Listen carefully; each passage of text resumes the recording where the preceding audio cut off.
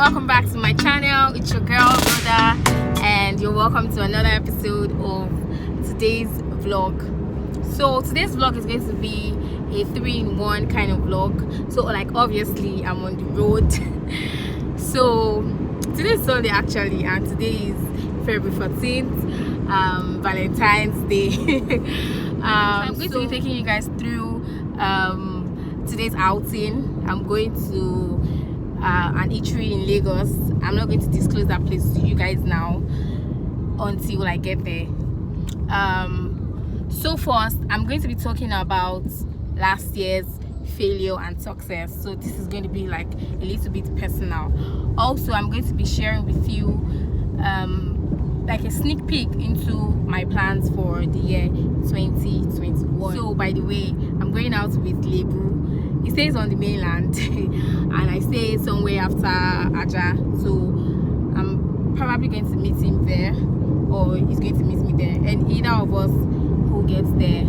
For much ado, I want us to go straight into today's video.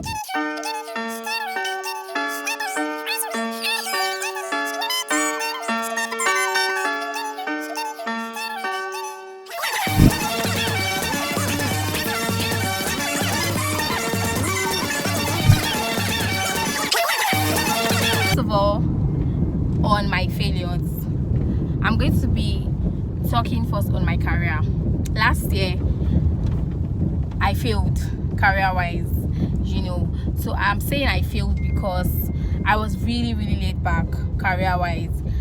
I think I wouldn't say I was I would say I was lazy actually. I would actually say I was lazy. I procrastinated, and I was just generally laid back. I don't know if it had to do with something else, but that's actually it. I was laid back, and then I failed woefully career-wise because I didn't really make videos last year. So I made some videos, but then I was lazy to edit. I was lazy to just put something out there. I was totally laid back, and then I failed at it. I think last year I had only 3 videos on my channel. I think 3 or 4.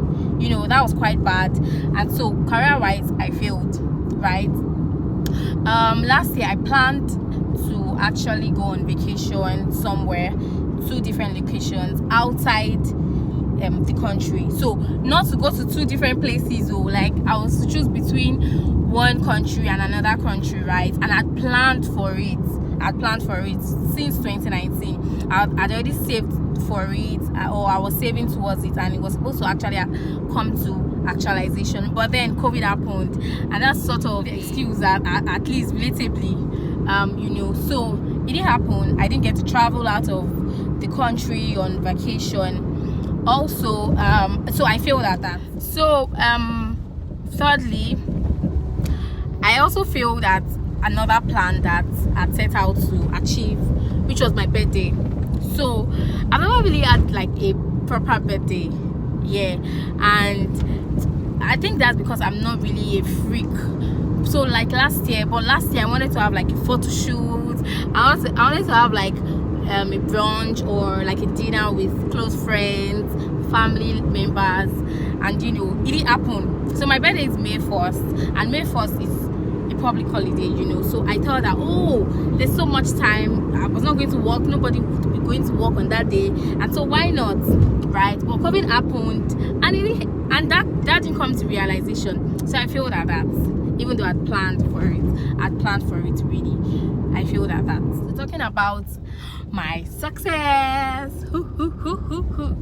so first of all, I planned to write a professional exam. So this professional exam is in stages, right? And so in 2019 I already planned that in 2020 I would be writing this exam, at least the first stage for my level, so COVID happened, right? And then they postponed. So I could give some explanation on why I actually sort of failed in my career as of last year, because I had to like read. When they keep postponing something, it's usually like more time to prepare. So the postponements. I'll just keep postponing because I feel like this exam was actually more important than my career. I could always come back to that, later. But this, I need to read for it. I need to study for it, so I come out in flying colors. So, but then I don't want to dwell on excuses for my failures. So that's why I just said I feel that it, and that's that. Because if I really wanted to do something about, my career, I would have found a balance.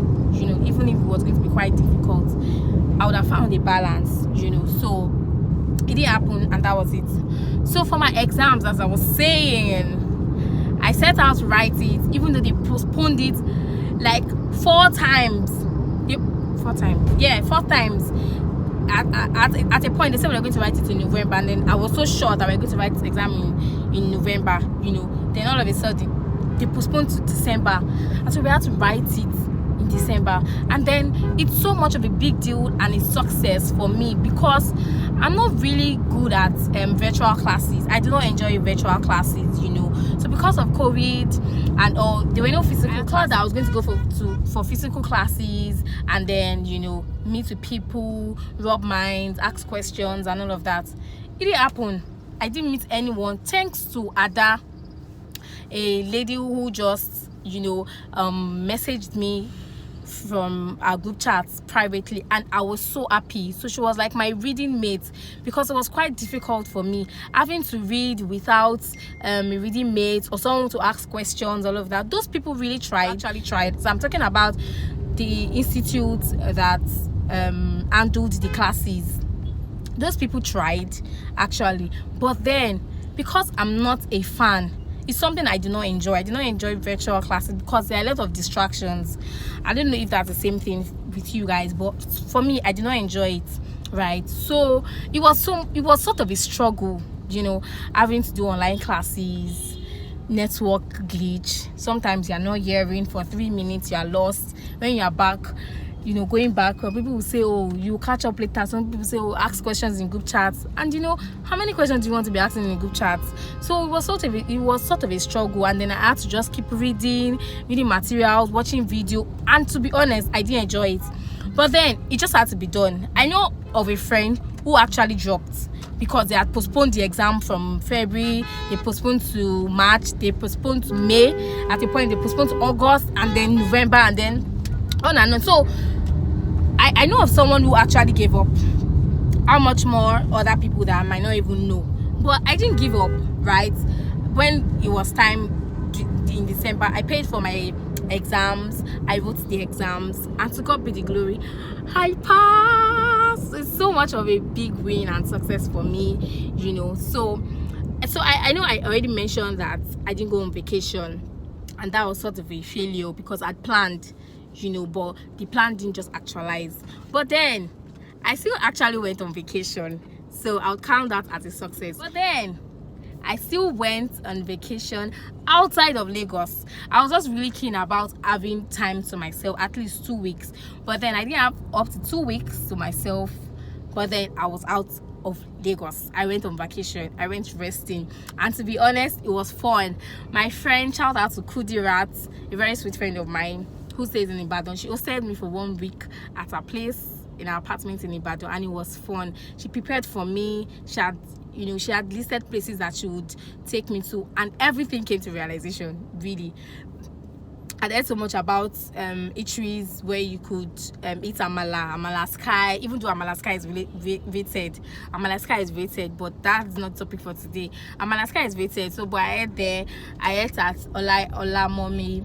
I went to a couple of malls, even though they don't have a lot there, but it was fun. I went swimming, I went to game a card, I played tennis.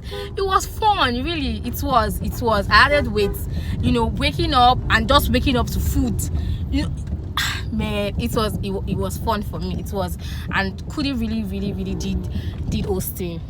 So another success I would say I accomplished was overcoming the phobia for water. So I've been in a pool before, but then I didn't move. I just sat with my leg touching the water. But last year I moved from one edge to another edge, even though it was so much struggle. Kudi was just there IP me. Kudi and Kemi, they were just there IP me.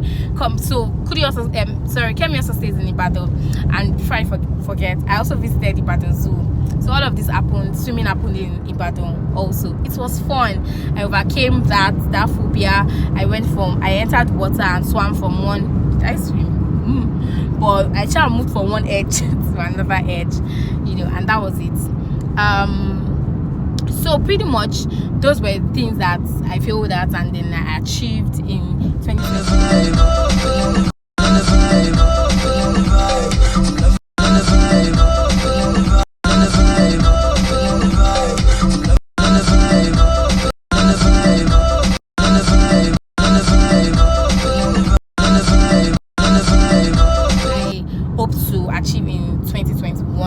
Number one, try as much as possible to find a balance between life, work, career, and my personal well-being. So one of the things that made me fail last year was because I really struggled between striking a balance. So the consistency was not there in some parts of my life, and which is actually my career, because 9 to 5 will always be there. You always have to go to work. If you're a 9 to 5er, you always have to go to work. So I had to always go to work. But then my career suffered. I also felt sick, from time to time, because I was just really struggling. So some of you will say, oh, but it was COVID now. Most people did work from home. I'm sorry. Some of us didn't have that luxury of, work from home. Well, we did shift at some point, but it was not for so long.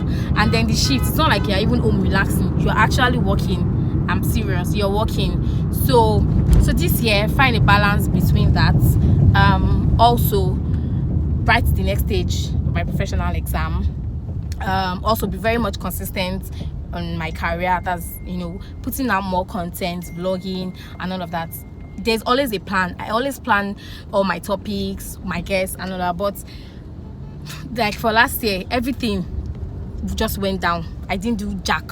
But this year the plan is out, and I've reached out to some couple of persons I would like to have on my vlog, and everyone surprisingly is excited about it and love to come. So I hope that I'm very much I just hope I'm very much consistent. I also hope that I would take my drugs regularly, like every day, hopefully. Also a vacation, I want it to be a part of my life. I don't want to just, some people when they are on leave, they are just somewhere around, they are not intentional about it. So I want to be like intentional. I'm really glad that last year I was intentional about, like, I was away from Lagos for 1 week, like just leave the vicinity really, and hopefully accomplish or actualize other plans also. So one more thing I would like to say, I don't know if you guys have heard of the Clubhouse app. It's actually only available on iOS. So from time to time I would like create a room where I discuss issues, just the same thing I do here, but this time around it's a live program, because the app is it's an audio app, so you guys get to talk, hear yourselves, share opinions live and direct. There's no leaving a comment in a comment box or waiting for people to comment. It's everybody gathering at the same time. It is live, and I'm just sort of happy about that, because this is I like anything that has to do with bettering the society, bettering one's life, and just learning and unlearning. So I'm glad I jumped at it, and I'm making good use of the app. So I think that's really all. I'll be taking you guys through today's outing. I'll be doing a review of the restaurant as well.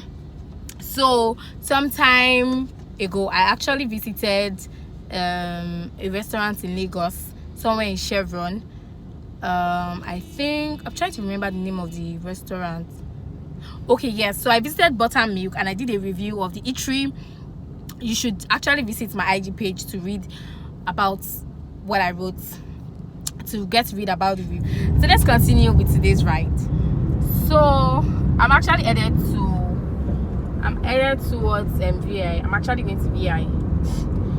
So, but I just wanted to say something about this place, and I want to hear your views about this. So it's just going to be a very simple question. So this is the toll gate where youth, people's wives, people's husbands, people's sisters, people's children were massacred last year, right?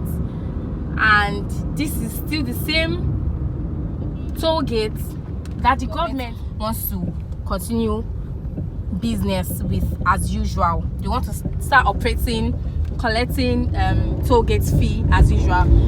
But people have come to say,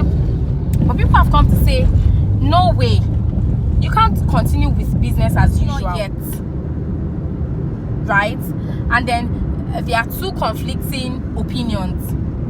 Some people are saying the LCC or the toll gate is some people's source of income, right? People who work there are currently unemployed and are probably not paid. Yes, obviously, if they are not even working at the moment, they're probably not paying them, right? And so they are saying you are putting an end to the livelihood of people. The people who have died. I mean, we need to continue with life, and so let's continue with business as usual. But then some people are saying you cannot continue with business as usual. Why? It is as good as saying you are spitting on the graves of people who died, right? So we are saying end bad governance, we are saying end police brutality, we are saying end police profiling, and then you are trampling on our rights, right to freedom of speech, right to protest, and then all of this happened and people died as a result of bad system, right? So you are turning your back against democracy. But you are turning your back against democracy and you're not giving justice to the victims, the people, the families, people who lost their loved ones at that toll gate. And then you just want to continue with business as usual. So people are saying, no, you cannot open that place. Some people are saying, let them open it.